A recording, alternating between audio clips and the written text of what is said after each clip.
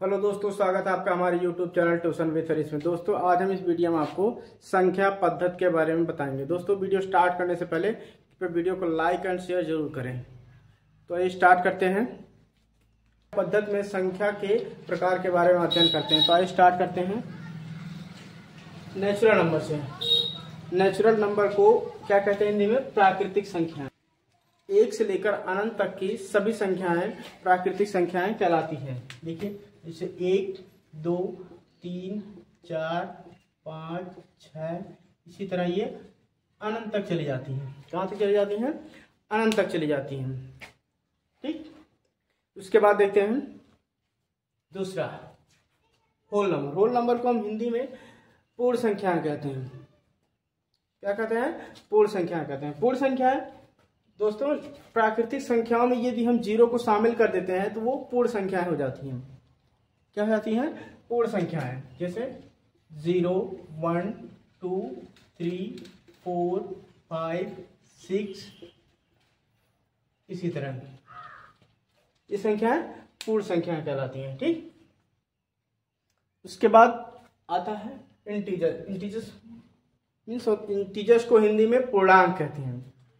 क्या कहते हैं? पूर्णांक कहते हैं। तो पूर्णांक में जीरो सहित, पूर्णांक को कह सकते हैं जीरो सहित सभी धनात्मक और ऋणात्मक संख्याएं पूर्णांक कहलाती हैं। ठीक, जीरो सहित सभी धनात्मक और ऋणात्मक संख्याएं पूर्णांक कहलाती हैं। जैसे देखिए ये 0, 1, 2, 3, 4, 5, ये अनंत तक, ये तो धनात्मक हो गई और ये 0 हो गया। उसके बाद -1, -2, -3, -4, -5, इधर भी अनंत तक, मतलब सभी धनात्मक। -1 से लेकर अनंत तक और +1 से लेकर अनंत तक जीरो सहित सभी धनात्मक और ऋणात्मक संख्याएं क्या कहलाती हैं? पूर्णांक कहलाती हैं। ठीक, उसके बाद आते हैं हम लोग रेशनल नंबर पे।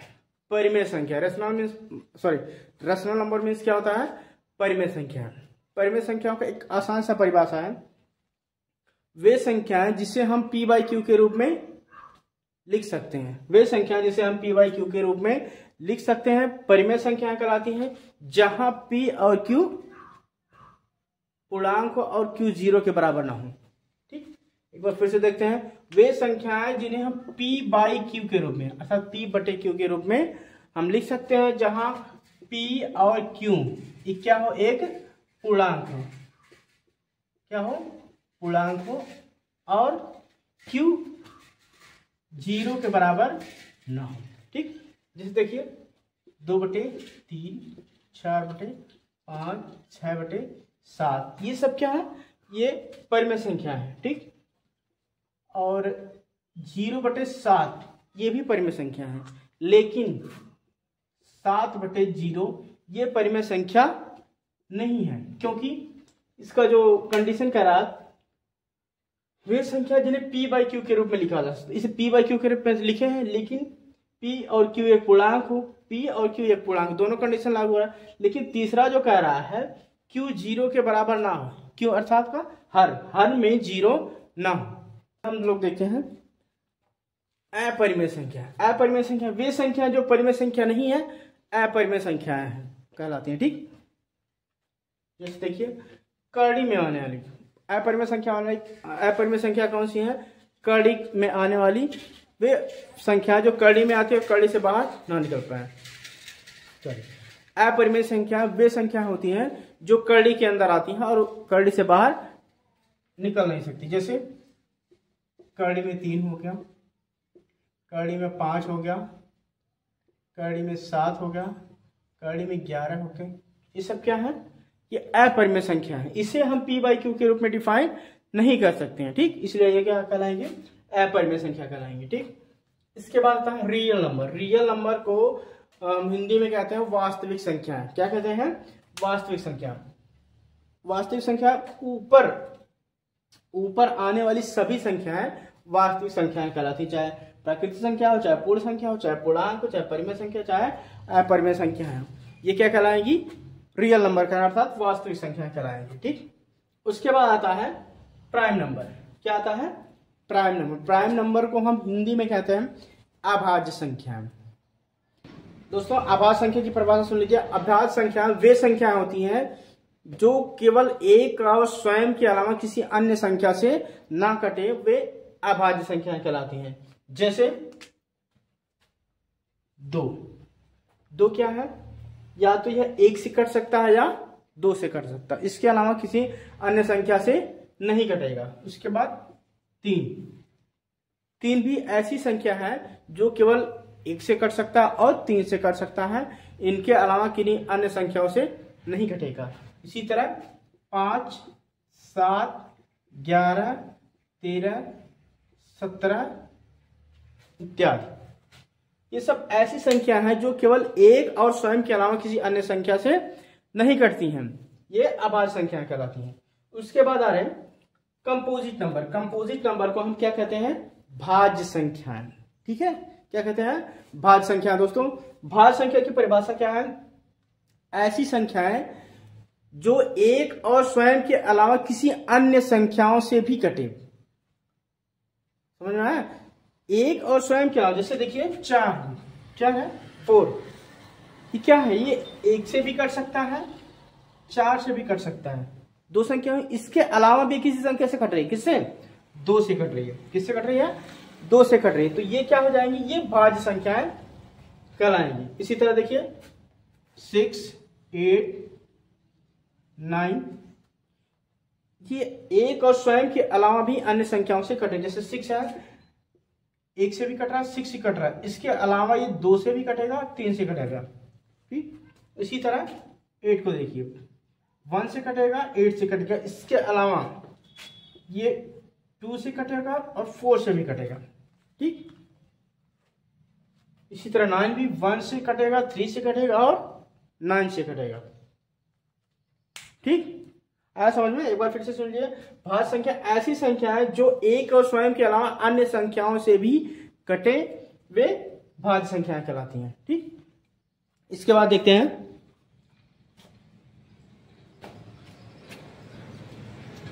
अगली संख्या क्या है? Even number. इवन नंबर को हम हिंदी में सम संख्याएं कहते हैं। दोस्तों क्या कहते हैं? सम संख्याएं कहते हैं। सम संख्या ऐसी संख्या है, इसको एकदम सिंपल सी भाषा में, ऐसी संख्याएं जिनका इकाई अंक, ऐसी संख्या जिनका इकाई अंक 0 हो, 2 हो, 4 हो, 6 हो, 8 हो। ठीक, नोट कर लीजिए दोस्तों। ऐसी संख्याएं या ऐसी संख्याएं जिनका इकाई अंक, इकाई अंक समझ रहे हैं? जैसे कोई संख्या 4, 8, 3, इसका आखिरी अंक 0 हो, 2 हो, 4 हो, 6 हो, 8 हो।